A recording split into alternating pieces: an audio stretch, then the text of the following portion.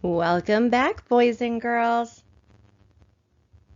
Let's get ready for our lesson. Welcome back, boys and girls. Listen to these words and listen for the sound in the initial beginning position. Jet, jump, joke. What sound do you hear in the initial position? Jet, jump, joke. We hear a j sound at the beginning of each of these words. Let's take a look at these words up on the board. Jet, jump, joke. What letter do you see might be making the j sound? We see the letter J in each of these words. All of these words begin with the j sound, and J is the first letter in all of these words. J must be the letter making the j sound. Is the letter J a vowel or a consonant? The letter J is a consonant. Let's finish coding these words. Let's look at the first word. We see a vowel followed by a consonant, so we're going to code it with a breve. Let's look at the second word. We also see a vowel followed by a consonant, so we'll code it with a breve. And let's look at the last word. Look carefully. That sneaky E at the end of the word. So we're going to cross it out, and it's going to jump over and make the letter O long and say its name. All right, time for our skywriting. Let's get our fingers high up into the air and nice and straight. And we're going to start with capital J. So we're going to start at our top line, and we're going to go down to our baseline. And then we're going to hook up. Not quite touching the midline, but we're going to make a hook going up. Then we're going to go back to the top line, and we're going to put on a hat. Now let's do lowercase j. We're going to go down below the water, and we're going to make a little hook, and we're going to go back and put a dot. All right now, boys and girls, we're going to go ahead and work with our letters building words. So if you have letter tiles at home or magnetic letters, now's the time to go ahead and get them out. Make sure that you've added a letter J to your group of letters that we're going to work with today. I'm going to give you all a moment to get your materials together. And remember, if you don't have any magnetic letters or letter tiles, that's okay. Just follow along with a piece of paper and a pencil. Let's get our materials.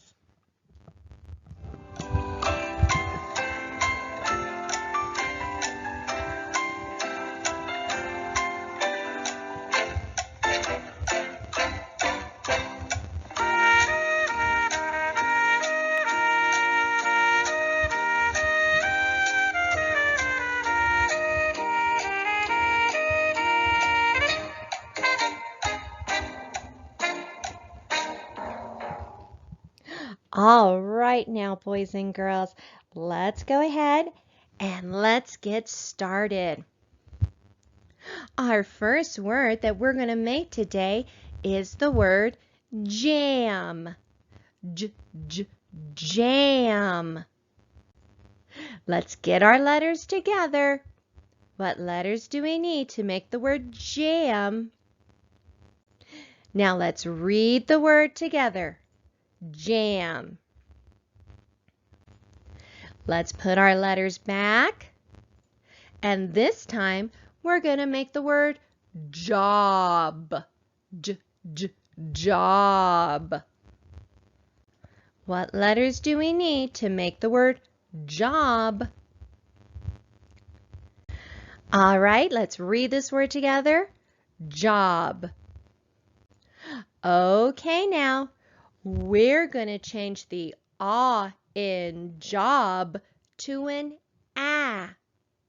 Let's think about it. What do we need to change out? We're going to change the ah in job to an ah. Let's go ahead and switch out our letters. Now let's read our new word. Jab. Jab. All right, now we're going to make some sight words. Our first sight word is the word sure.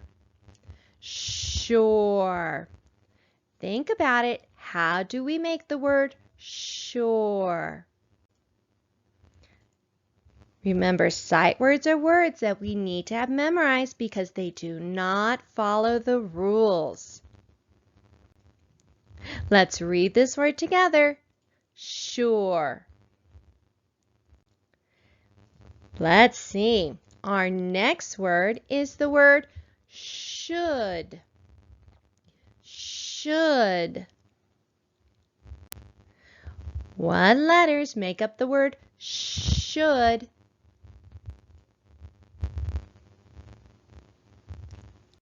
Let's read this word together. Should.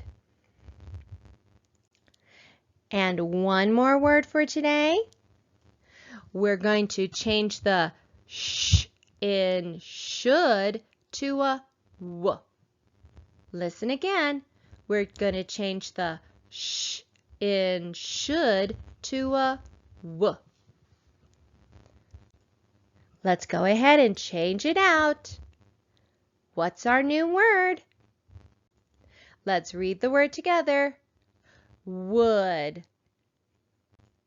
Good job, boys and girls. So today we've been learning about the letter J. And to remind ourselves what sound the letter J makes, we have the keyword jar.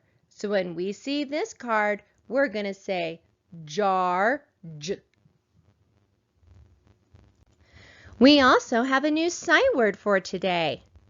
Says. My mom says it's time for dinner.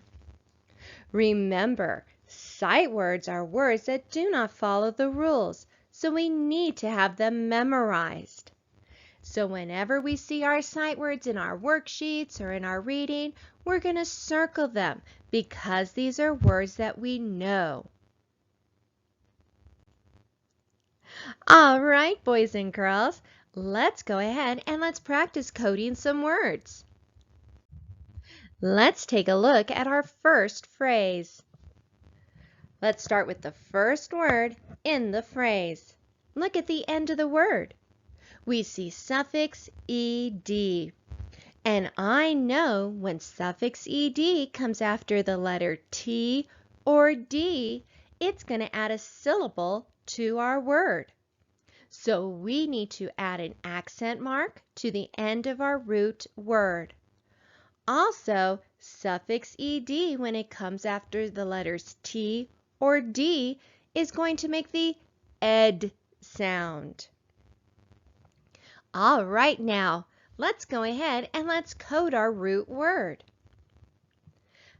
I think all I see is our vowel that needs to be coded. Is our vowel followed by a consonant?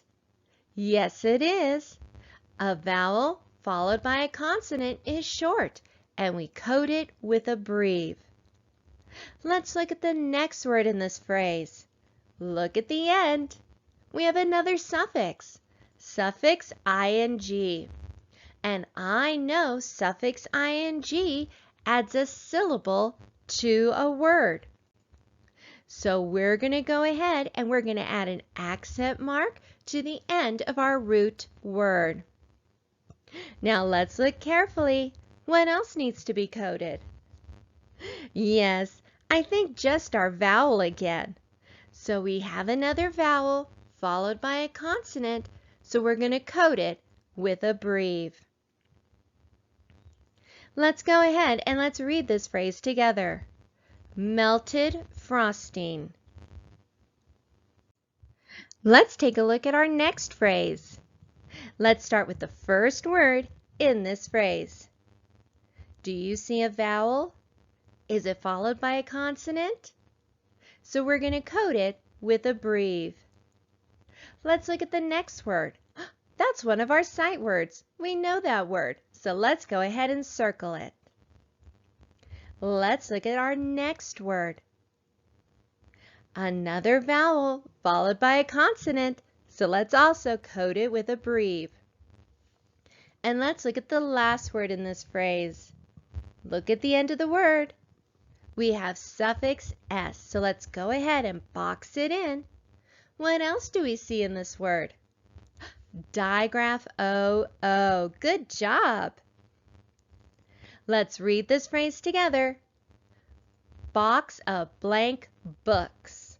Oh my, I wonder what's going to be written in those books. Let's take a look at our last sentence. Let's start with the first word in the sentence. That's another sight word, so let's go ahead and let's circle it.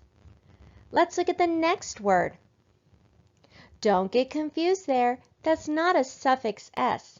That's apostrophe s. It's different. Apostrophe s means that something belongs to someone. So we'll deal with apostrophe s after we're done with our word. Let's look at the rest of the word. Start at the beginning. What do you see? We have digraph sh, so let's go ahead and let's underline it. Let's look for our vowel. Is the vowel followed by a consonant? No, it is not. Remember, apostrophe s is separate, so we're going to ignore it for now. So an open, accented vowel is long, and we code it with a macron. Remember the rest of that rule, an open, accented vowel. Now, our apostrophe s. I know that this apostrophe s is going to make a voiced sound because it's coming after a vowel sound. So I'm going to draw a voice line through it to remind myself that it's going to go z, z, z. And this is going to say shays. Shay is the name of the girl, and we're going to find out what belongs to Shay. Let's go on to the next word. Look carefully here. Don't get tricked. Let's look at our vowel, consonant, consonant, vowel. We have a pattern there. So let's draw our syllable divider line, and we're going to put an accent after the first syllable. Now let's code our first syllable. We have a vowel followed by a consonant, so we're going to code it with a breve. Let's look at our second syllable in this word. We have another vowel. Is it followed by a consonant? No. An open, accented vowel is long, and we code it with a macron. Now we already have our accent mark after the first syllable, and we're going to leave it there for now. Let's go on to our last word. Look carefully. We got two vowels. Yes, sneaky E at the end of the word. So we're going to cross out our sneaky E, and it's going to jump over, and it's going to make the other E long and say its name. Let's go ahead and let's read this sentence. Put Shay's banjo here. So what belongs to Shay? The banjo belongs to Shay. So that's why we have apostrophe S. Good job, boys and girls. Keep on practicing, and we'll see you later. Bye.